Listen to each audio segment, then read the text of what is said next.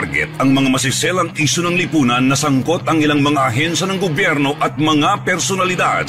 Hihimayin ang iba't ibang mga isyu, balita at usapin. Puntirya ang mga tiwali at ilalantad ang mga mali sa pamahalaan. Walang sasantuhin. Tamaan na ang tamaan. Kung salot ka sa bayan, sapul ka ni Rex Cayano sa Target On Air. Oras hatid sa inyo ng Grand 88 Gaming Corporation. Panatilihing masaya ang paglilibang, magtakda na oras at limitahan ang gastos sa paglalaro. Huwag magsugal kung nalulungkot. Huwag hayaang makasira ng buhay at pamilya. Para sa impormasyon ukol sa responsible gaming, tumawag lamang sa hotline number 02-8404-0171 o bisitahin ang www.casinofilipino.ph. Isang mensahe mula sa PAGCOR. Gambling is for 21 years old and above only. Keep it fun. Game responsibly.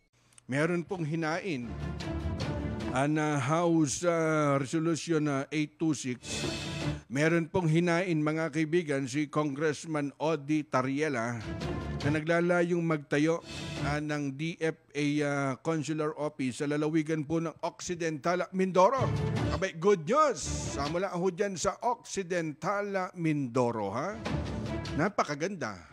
Nitong hinain. Nitong hinain mga kaibigan na House Resolution 826 ni Congressman Odi Tariela. Ha? Teka, kailan ba namin nakausap to? Nung last week nakausap namin regarding ho dun sa financial at cash assistant na inilapit po niya at nagbigay po ng financial assistant mula ho dyan sa Laon District ng Occidental Mindoro. Ito naman ang bago na ipagkakaloob ni Congressman Odi Tariela. At yung kanyang House Resolution na hinain nga mula ho dyan sa Occidental Mindoro para daw ho tulungan na mailapit po yung kanyang mga kababayan doon po sa serbisyo po ng DFA, Department of Foreign Affairs, mga kaibigan. Siyempre, number one, yung pagkuha po doon sa mga bagong passport application, yung renewal. Dahil kung di ako nagkakamali, medyo nagiging pabigat dyan po sa Occidental Mindoro. Kasi nga, kung di ho sila pupunta ho dyan sa lalawigan po ng Batangas, okay, tatawid po sa Maynila para lang po mag-ayos ng kanilang passport. Kaya dun sa mga texter po natin, dyan po sa Mamburao, good news.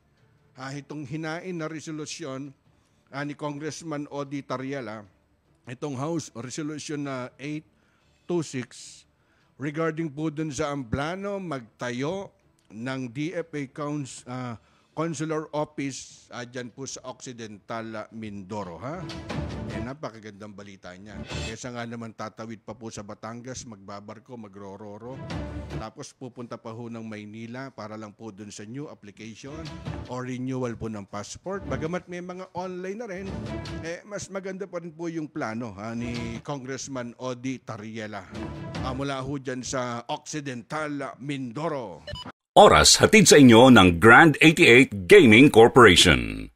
Sumainyo ang isa na namang makabuluhang edisyon ng Target On Air. Kasama si Rex Cayano. Abangan muli bukas alas 3 hanggang alas 4 ng hapon. Kung salot ka sa bayan, ikaw ang isusunod ni Rex Cayano na Target On Air. Nangunguna sa balita, impormasyon, musika, komentaryo at serbisyo publiko. Ito ang DZME 1530. Una sa kanan, ang himpilang may paninindigan.